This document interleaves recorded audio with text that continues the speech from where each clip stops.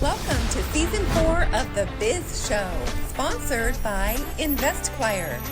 Discover what's next with this insightful podcast. And now, your hosts, Barry and Lisa. Lisa, how you doing? I'm doing pretty good. The weather has been windy, so it makes you feel a little disheveled when you have hair on your head. It blows all over the place. I can't even keep anything together today. I don't even know what to say to that. I got hair on my head, and I guess you need hairspray. Yeah. Back in the day, it was all about the Aquanet, in the 80s. We would spray it everywhere. My stepdad, I took my mom and my stepdad probably 15 years ago to San Francisco, and we rode the ferry across from Vallejo into San Francisco, and It was windy. We were in the San Francisco Bay. Hair was flipping everywhere. Not my stepdad's, man. He must have used a whole bottle of Aquanet. His hair was just perfect. It blows like a wave. Yeah. Yeah, his didn't even move. It's like he's wearing a hat. But my mom's was all over the place. Mine was all over the place. It was crazy. Okay, well, enough laughter. Let's get rolling into our podcast for this week. What are we, Season 4, Episode 10? Oh my gosh. 10 episodes already. 10 live YouTube videos are up there. We have about 9 more to go. Yeah. Not that we've forgotten about our audio over on Spotify or anything like that. Thank you so much. We are now at 44,000 listeners across all of those platforms. Oh, that's so exciting. It's about 10,000. It's growing. Yeah. Well, maybe we have 4. Yeah, this is our 4th season. So we've done a full 3 seasons at 30 episodes each. And now we're 10 into the 4th. So this episode, we're talking about ideas. And basically, this episode is about nobody cares about your idea, but do it anyway. Right? Yeah. Some people think, oh, you'll never make that happen, and they really want to shoot you down. But you do have to have some follow through and some careful actions, that you put in place to prove people wrong. Well, yeah, the thing is, and we've talked about this in previous episodes, there's a lot of naysayers out there, and people are going to drag you down. And, everybody thinks they got the next big, great idea, and it's going to be the best thing ever, right? But the bottom line is, ideas don't build your business, right? What builds your business? Execution, right? And how you execute that idea, right? Because let's face it, how many Facebooks are there out there, right? There was Facebook, and before Facebook bought Instagram, there was MySpace, there was all kinds of different ones out there, right? So a lot of people had the same ideal. It's about the execution. Yeah, exactly. And, investors, they'll hear thousands of pitches, all day long, every single day of the year. But what they do care about is the traction that you've already put in place. We've done previous podcasts about this. They're going to look at what you have to present to them and how committed are you to making it happen. Yeah, I get, I don't know, probably a good 3-4 pitches a day. Yeah, there's some really great ideas out there, just really wonderful business strategies that you yourself would think, wow, this could make millions and billions of dollars.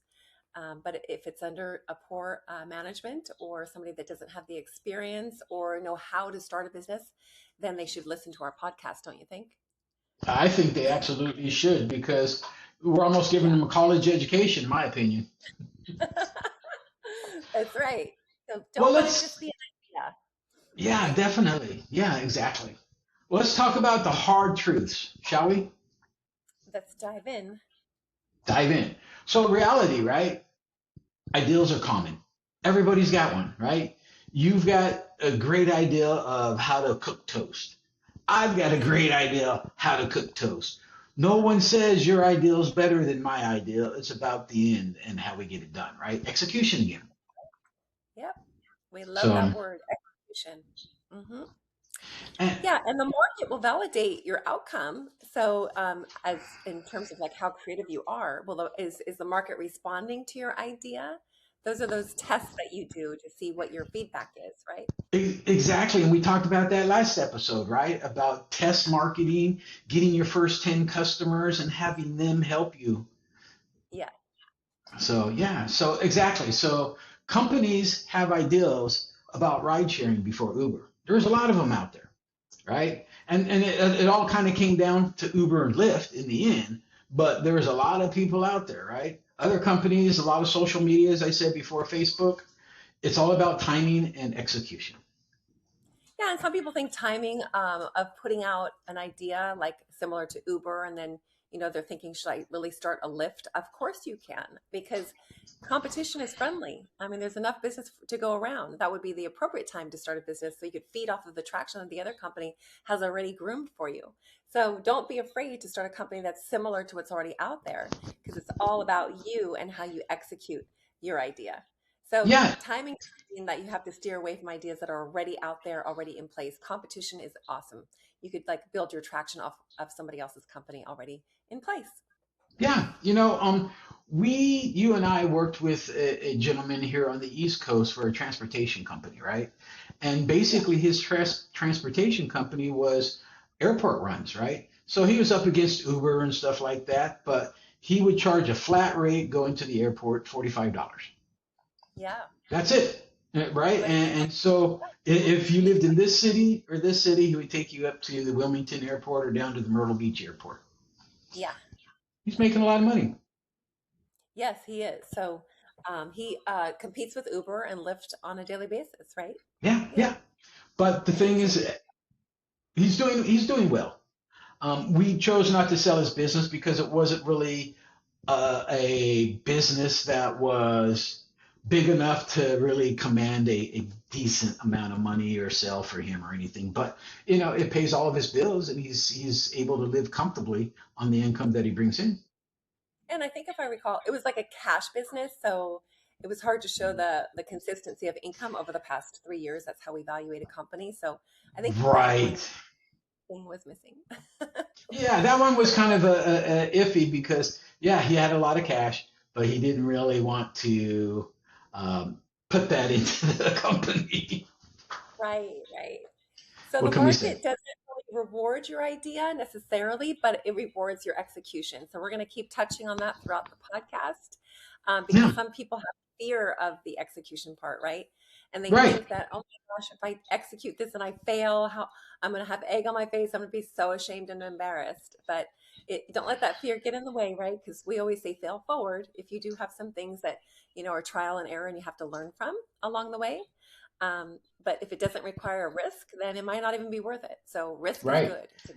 And you should be learning all along the way anyway, right? I mean, it's a journey when you're starting a business, just like life is. And yeah, as you mentioned, and I've said this before too, failure is part of success. You can't have success without failure. Exactly. I have Maybe some. somebody, oh, go ahead. Oh, I was just comparing it to like putting yourself out there dating, because I do have some girlfriends that really want to be, remarried one day and settle down into a relationship for the second half of their lives as they're approaching retirement. Things come into play like travel and just spending quality time with an individual, and they're afraid to execute the dating process, and so they are going to stay single. And I'm like, if you don't execute yourself, put yourself out there, go to coffee, have some conversation as friends, as business colleagues, or whatever the case may be, and start executing your goal. And Well, then you might have the result. yeah, I mean, and that speaks to fear of execution, right? So, Trust um, in you yourself. know, you don't want to take the risk, number one, right? You don't want to expose yourself to failure. I mean, for guys back in the day when, you're trying to find somebody yourself and the execution, the no's that you hear and the Yeah. rejection that you get is a lot. It's monumental. And it really plays with your psyche a lot because, you're up at the bar and you meet a nice, hey, can I buy a drink? No, go away. Oh, okay, bye, see you. Right. Never ask again because they're so shut down. Well, So because after you get shot down 4 or 5 times, you know what the next answer is going to be. So why even bother? yeah.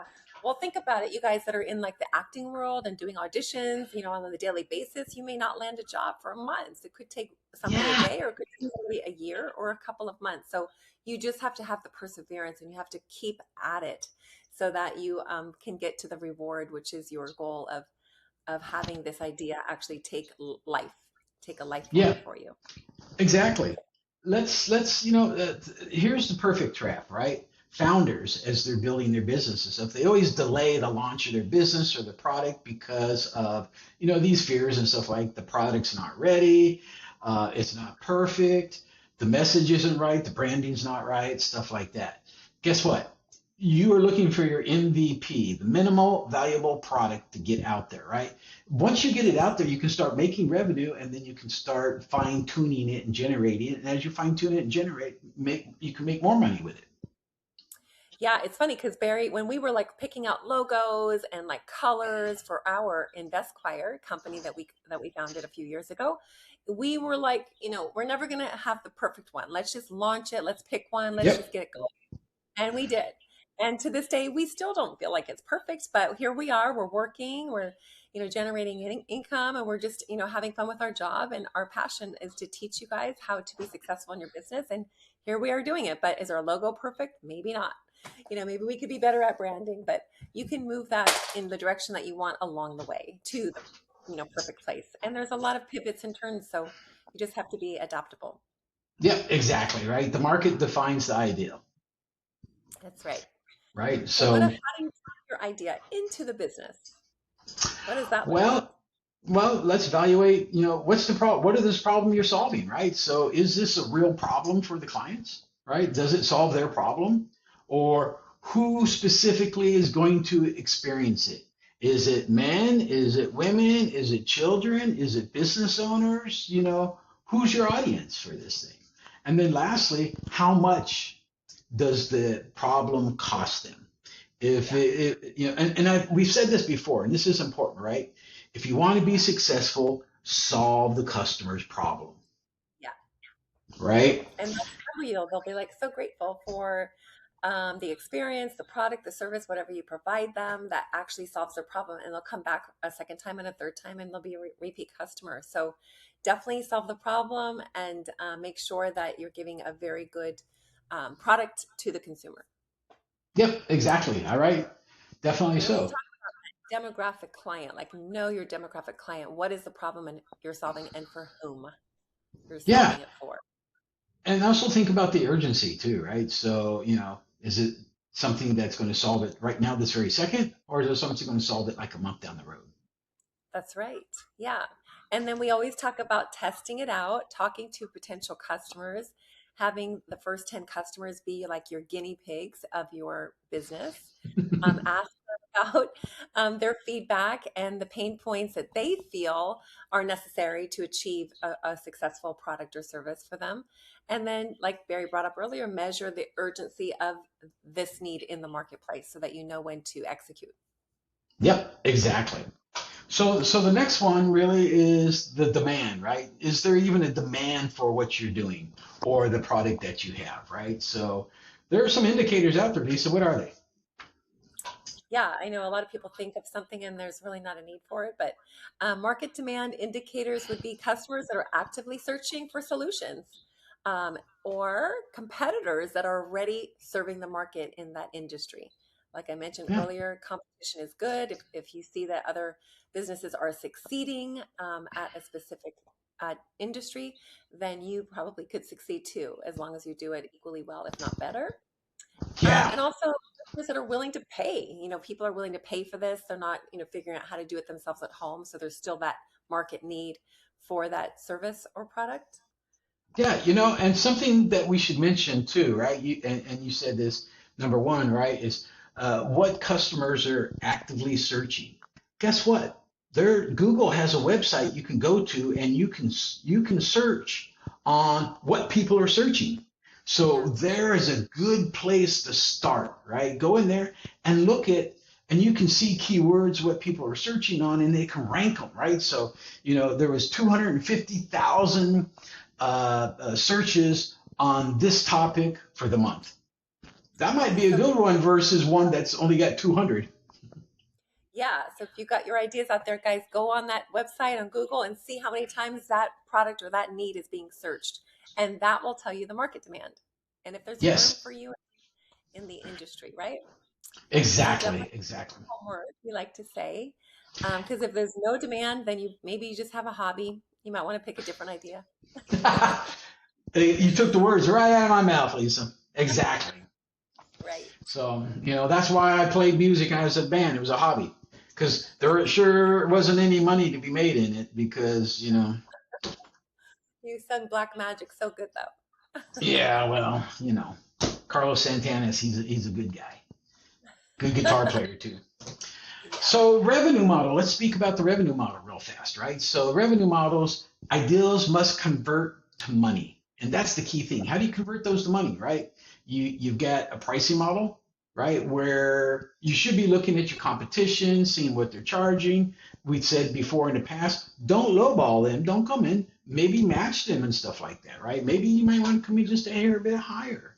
It depends on how your product compares to their product, right? So you got to really analyze that and run some research on that. The second one is your sales cycle, your process, how you get your sales. Is it a long, drawn out process? Do you have to actively search out clients and customers, or are they walking in your door? Are they calling you on the phone? You know, Right. that all depends too. And then what's your revenue stream look like? Your revenue stream, you know, those all are factors involved. That's right. Yeah. And then what's next? We wanted to talk to you guys about the execution capability and what's required to execute successfully. It would be discipline in your operation. So knowing how to run your company well and efficiently is definitely number one. So that you're not like absorbing all of your resources to get this off the ground and have your doors stay open. So knowing how to hire, when to scale, and that sort of thing. We've talked about that before. And also the leadership. Who's behind the product or service? Are you able to wear that hat really well? If not, you may want to designate that leadership role to somebody else that could be in partnership with you, or maybe even a spouse or family member that could help you, be that leader of your company or business idea so that you can get it off the ground. Some people just don't have those leadership skills, right? And they have the great idea and the vision and the creativity, but they don't know how to lead it to the steps of executing the business well. And then maybe you guys don't have experience doing that, and you could hire InvestQuire because we're here to help you That's what I was just going to say. Yes. and manage those steps, especially in the beginning, and get your business launched. And then you'll learn by doing, right? And then maybe you won't need InvestQuire anymore, and you could start running your business by yourselves. So we're here for you if you do need that help to become a leader of your business. You know, And and we talked about leadership an episode back, and even I think the next one back, in the sense that um, you as an entrepreneur, right? You may be starting out with just yourself, and if you're not good at leadership, if you're not good at organization and stuff like that, you're going to struggle. You're going to have problems because yeah, businesses need consistency in operations, consistency in leadership. And I've talked to so many people, and I just talked to a lady named Anne just the other day, and she came down from New York, and she wants to open up a thrift shop down here in South Carolina. And but she's like, Barry, I want to do it, and I had major issues up there because I couldn't hire the right staff. They were flakes. They wouldn't show up for their shifts.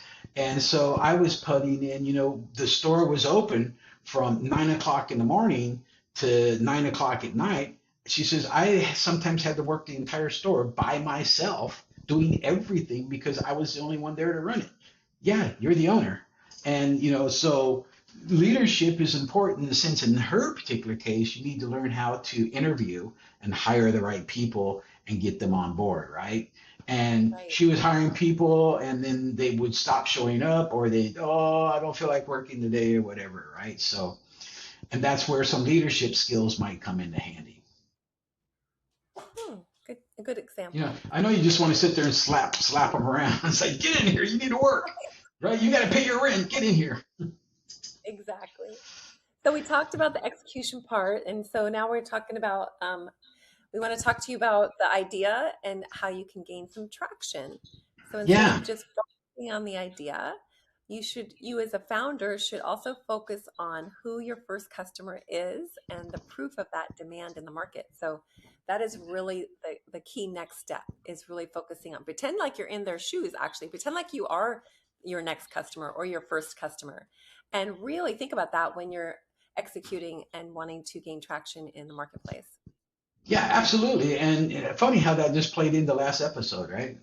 Yeah, it did. But we So, talked all about that last episode about those first 10 customers. yeah, Barry, so good at executing. You are definitely a leader. So, I wanted to give you a little pat on the back. That's why you need to hire us. You make it. And then Well, what do we go ahead? Sorry. no, no, no. I said, well, thank you. Oh, you're welcome. So we call it a rinse, wash, repeat. So having the repeatable Mhm. sales process, how customers are acquired, you get a good one, you execute, and then you gain some traction and you do it again on the next customer and the next customer and the next customer. And then you're fine tuning it, better and better each time, right? Yeah, yeah, exactly. You're improving it and things are working. And as you said, rinse and repeat, rinse and repeat, rinse and repeat. And the bottom line is like when you're looking to expand your business and you're looking to talk to investors and stuff like that, the investor is going to look at traction, right? They want to see the traction. They want to see that you got a momentum going and Yeah, that you're moving forward. Because if I'm going to invest $100,000 in your company and you're losing money and your revenue is going downward, why would I want to invest in you? It's going to be a long time before I can see a return on my investment, ROI, right? that's right. So, Yeah. And then you have your unit economics where you have revenue versus cost per customer. You want to keep track of your numbers. Barry loves to remind you of that. Keep track of your numbers and how you could improve your product along the way. And I'm getting that feedback or doing surveys or asking a customer to fill out something after they're done with I go get a massage and then they want to know how, the masseuse did. Just, continuing getting that feedback along the way. a massage. What's a massage? I've never had one. Oh my gosh, you and a girlfriend of mine have never had one, and I would say Mm. more people get them than more people don't get them, but I could be wrong. I don't know. I've never had a massage. But traction is really like how you get to learn what investors are looking for is keeping track of your traction, keeping track of that feedback, and then you could speak to the investor and make your company a viable investment for if you need to bring more money to the table, or Right. if you want. Yeah, Yeah, and there's two types of tractions, right? There's the revenue traction where they see the growth in the revenue, but there's also the customer traction. So maybe your revenue is not growing that much, but you're gaining a lot of customers, right? And that's good too in the sense that as you are gaining more customers, that means your product or service they like. And now yeah, you need to probably fine tune that a little bit more so that you can raise it up the price up a little bit to increase your margin, or you can renegotiate costs with your vendors to lower your costs down. That can also help you grow your margin. So you can grow your margin on both sides. that's right. And that's really where the investor will, take a look at your business and how you are doing that scalability and the traction that you're having and your leadership team and what the market opportunity is out there. So they know that your company will thrive and survive for the long run. And they really rarely invest based on solely the idea because they want to take in those other factors into consideration when they're deciding whether or not to give you that money to launch your business off the ground. Yeah, Yeah. So exactly. I mean, it's evidence, right? yeah, Investors are going to invest in black and white on the paper. And yeah, there might be a little bit of emotional parts to it and also the economics of the staff and things like that. But a lot of it is what's the evidence? Show me. What's the evidence? It's your P&L, it's your income statement, it's your cash flow. Those are the things. And then, your customers. Are you losing customers? Are you gaining customers? Are you breaking even on customers? that's right. So yeah, we pretty much covered everything. I mean, if we wanted to give them some tips, Barry, we got about 5 tips to give them Yeah, we and always five. yeah, Okay. exactly. Yeah. So tip number one, right, is launch earlier than you think you should, right? Again, back to the minimum valuable product, value Yeah. product, in the sense that, feedback improves product faster than planning. Because feedback from your customers is probably the most important information you're going to get about your product. That's right. And number two, focus on solving a painful problem. Mild inconveniences really builds companies. So make sure you got a good pain point that you're addressing and not just a mild one. Exactly. Tip number three is talk to your customer before you build that product, right? Find out what they want and what they need, right? Again, we've said this many times. Solve the customer's problem. Find out what their problem is. Build your product based off of their problem. If they have the problem, guaranteed other people are having that problem too. That's right. And we also have pro tip number four. We want you to measure your traction consistently and constantly. Some of the key indicators that you want to measure are your customer acquisition rates, your Mm-hmm. retention rates, recurring customers, and of course, your revenue growth. So know your numbers. Where'd I hear that from before? I know you're drilling it into me, that's for sure. Well, it's important, right? Because when you have, and Lisa, you and I have been talking to a lot of investors for different things, and it always comes back to knowing those numbers and knowing what those numbers are, and being able to Yeah, speak to those in a confident manner. trust me, I was looking at my numbers today, getting my taxes done. I didn't like my numbers. Oh, taxes, yes, Yeah. it's coming up, isn't it? Yeah. We Okay, got to what's the next what? Oh, number five. What is number five? Number five is separate your ego, right? one? Yeah. People all the time. I get this all the time. I've got the best product, or I know what I'm doing, and then you and I find out all the time they don't have a clue of what they're doing. Where did you get your business degree, out of kindergarten or Yeah. whatever, right? So separate your ego, right? If the market rejects it, you need to pivot. Our favorite word, right?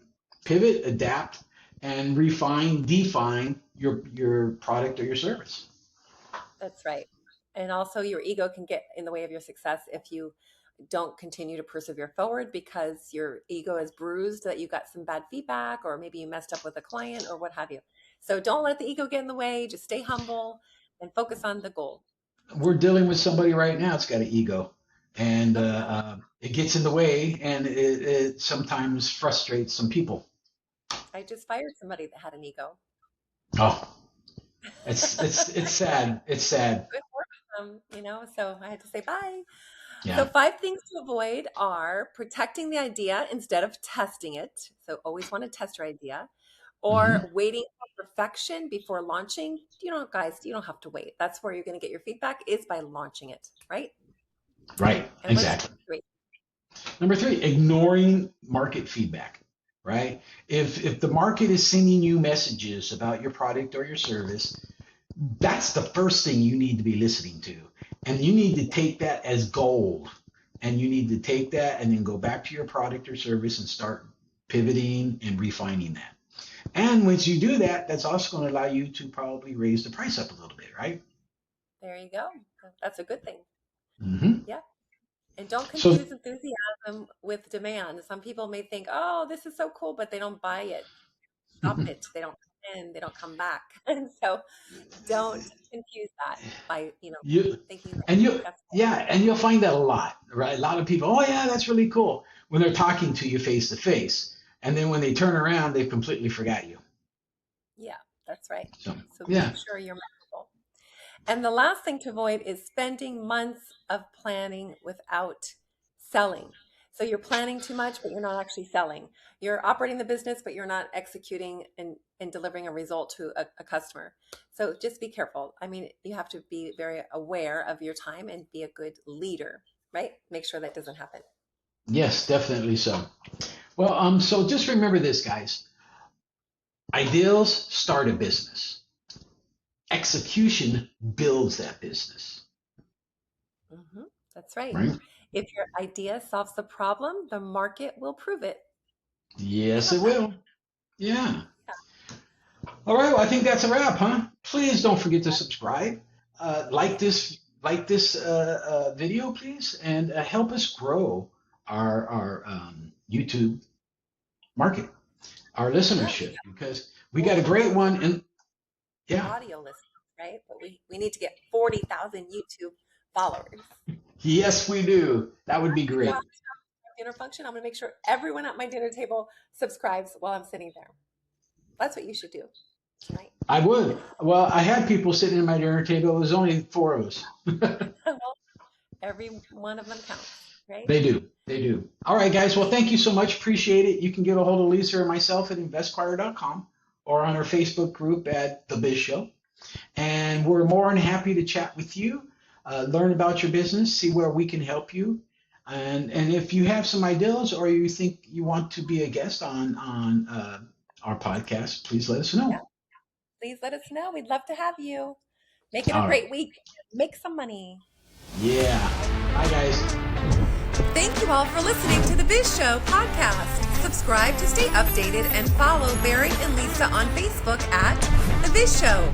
Share your comments or suggest business topics that you'd like to hear. Thank you all for listening. Bye.